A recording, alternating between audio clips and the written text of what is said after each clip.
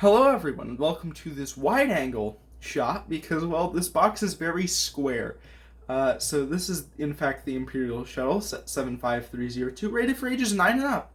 Which is quite crazy that we've got this much of a age jump, but I don't know what I'm referring to. So this has 660 pieces, which is quite a lot for what I believe is a $70 set, so pretty good piece margin there. You do only get 3 minifigures, which is a bit of a letdown, but this is again a smaller sized Imperial Shuttle, which is pretty good that you can find an Imperial Shuttle for $70, even though the chin, as many people have called it, is a big issue. Now the model that I'm using is the one that I've adjusted with my redesigned chin, so we won't be able to cover that in too much detail. However, the front of the box has a bit of an explosion, some TIE fighters, and the Imperial Shuttle going here, and up to the top of the box by Darth Vader, which is pretty interesting. I don't think they normally do that, where it goes over into like the greebling, but it's pretty nice to see that this one does, some variety, although I don't know how other people feel about it. So we do get Darth Vader, Luke Skywalker, and Imperial Officer, which is pretty nice, a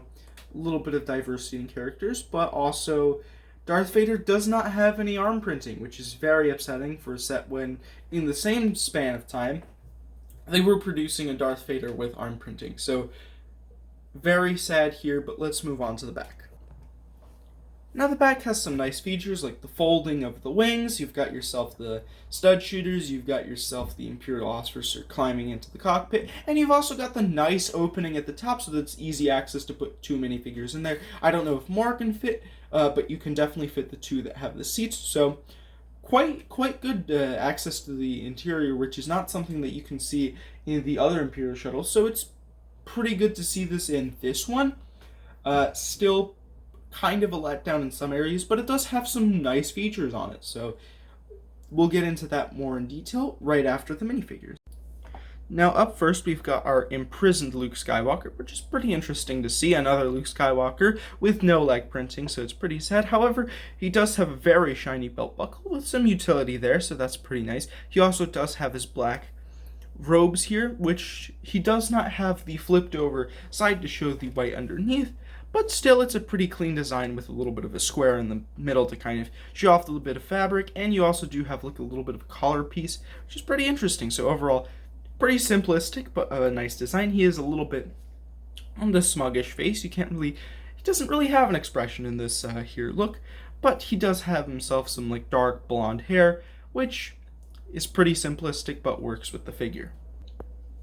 On the back, you have a belt pocket and that continuation of the clothing with the square, but you do have a bit more wrinkly on this side with a little bit of that just top collar look, which is pretty nice. Very simplistic character. However, they do hide some happiness, so at least there's that. So you do get the double face, which is pretty nice to see on this character, specifically since the rest of it is a little bit plain or bland. So that's good to see.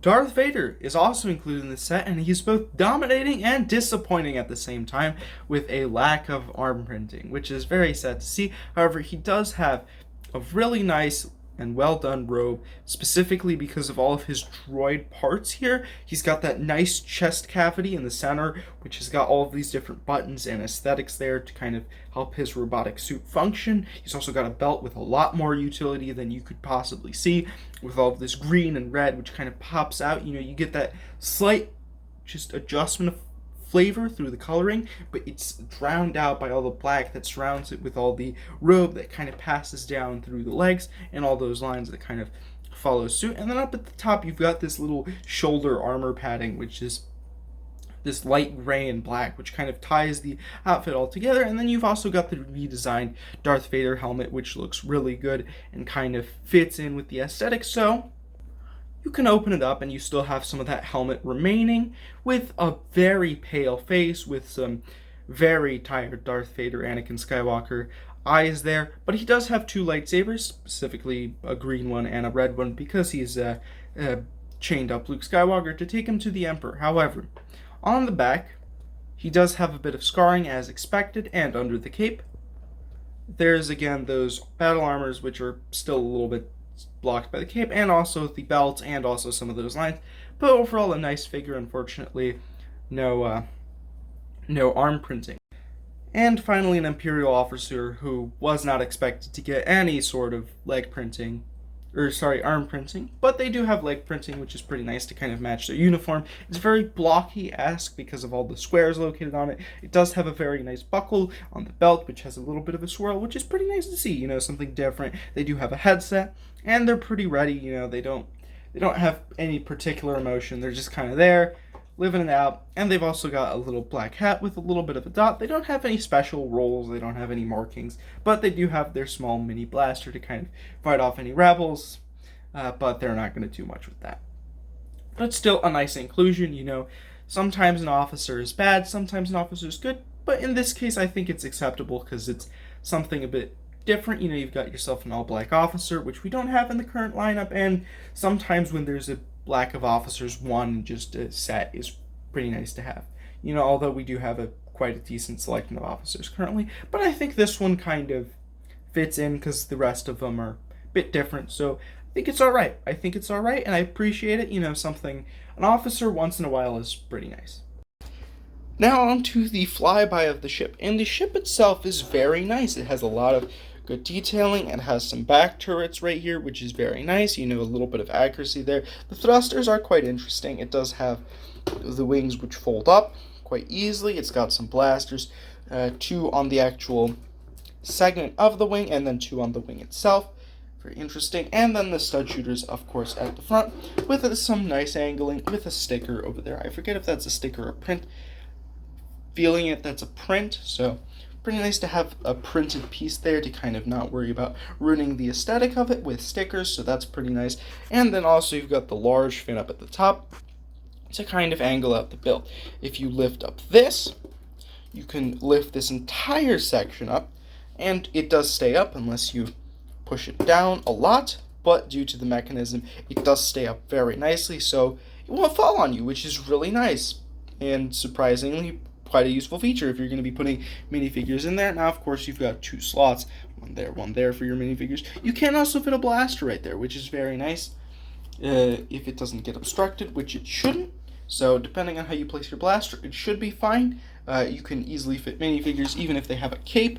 Your cape might get a little bit messed up, but you can still do it. If you fear of ruining your cape by putting a minifigure in there, you can just take the cape off. So a little bit inconvenient, but it can be done. Now, this front lifts up and touches basically the ground if this is standing on the ground, and then you have a nice spot to put a minifigure in there. They can fit in there snug. You can lock it in, and you won't have any trouble with it. The only downside is that it will show through.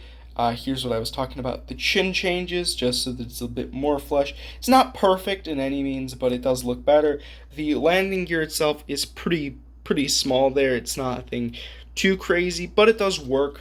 You don't have to worry about it just kind of falling to one side, which is very nice. I can demonstrate that by folding in the wings up a little bit and having it in its actual landed position.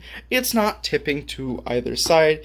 If you move it lightly, it doesn't really, it kind of rebalances itself, which is nice. Now, we can put this into flight mode by dropping these out. It is a little bit more difficult with one hand, however, it is pretty stable. You just want to make sure that you're holding it by the back where this Technic section is. That way, if you kind of grab it in the wrong spot, it doesn't fall apart on you, because if you start grabbing it by the top, it is going to snap at that connection piece, and then you're going to have a bad day because your Imperial shuttle is going to fall, and you're going to have to clean it up, which is not really a fun thing to do, when you could spend your time doing something much more valuable. But I think as an Imperial shuttle, this is a pretty nice one. There's definitely better ones like the UCS one and the one that they did for the Rebel Alliance. However, if you did not pick any of those up and you kind of just want some Imperial shuttle action, this one might not be too bad.